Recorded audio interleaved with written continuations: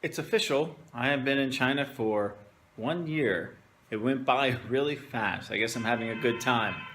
I'm going to stay in China for another year. I've re-upped for a second. So my freshman year is done.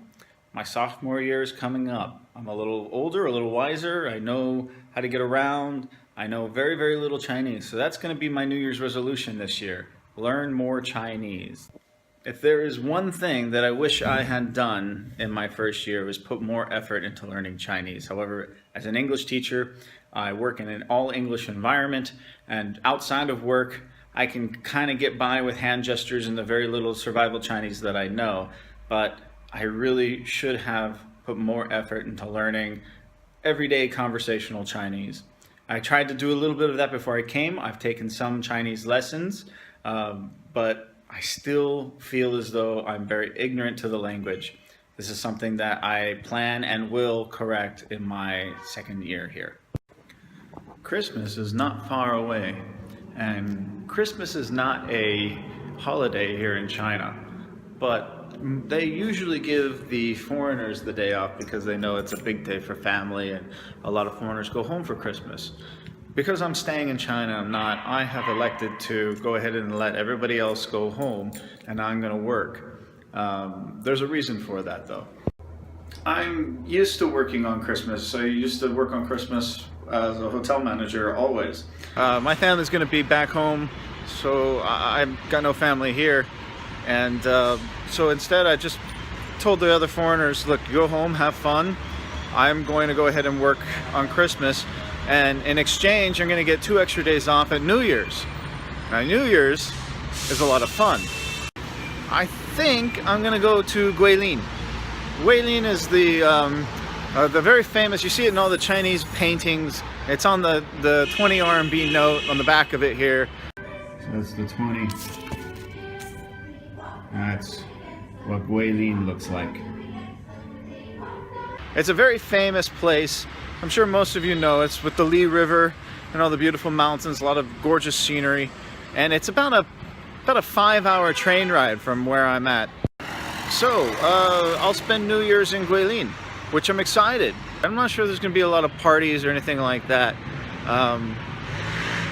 but it will be cool nonetheless. A question that I get asked a lot, not only here in China, but also from my friends and family back home, is why did I come to China? And China has never really, been on my to-do list. To be honest with you, I almost went to South Korea. I had traveled a lot. Being growing up in California, I would travel a lot to the east. I'd go north, I'd go south.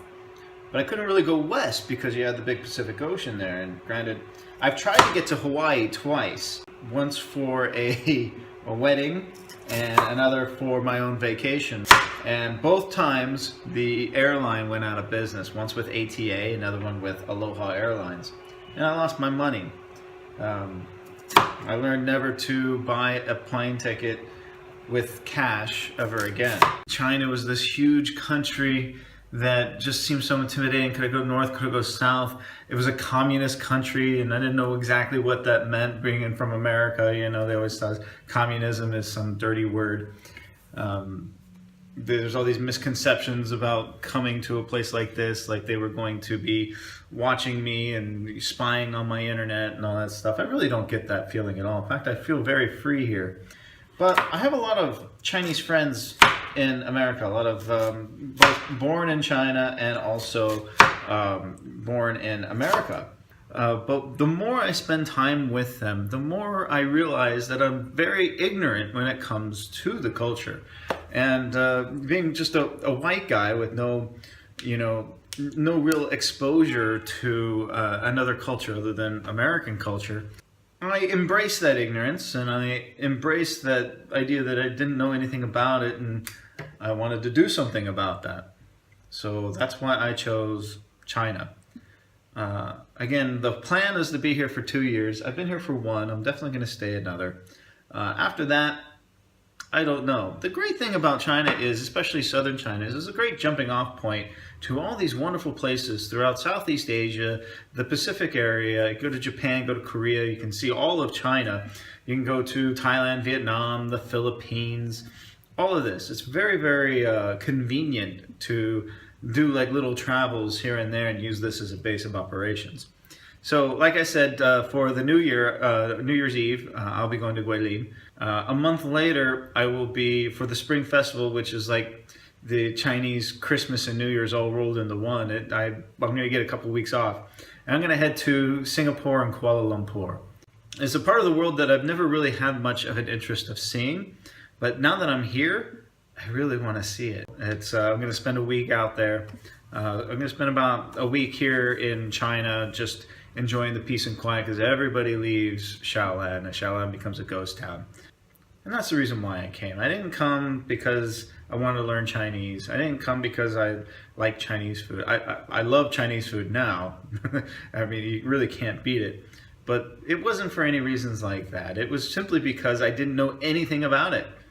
And that fact that it was an exotic place, it was so different and so much of a challenge, that was what attracted me to it. But it's just my first spot. Remember, I'm going west now. And this was the first place I ended up. Now, I might stay here, but the idea is to continue west over time. So we'll see where I end up after this. This should be quite a life adventure. At least, that's the plan.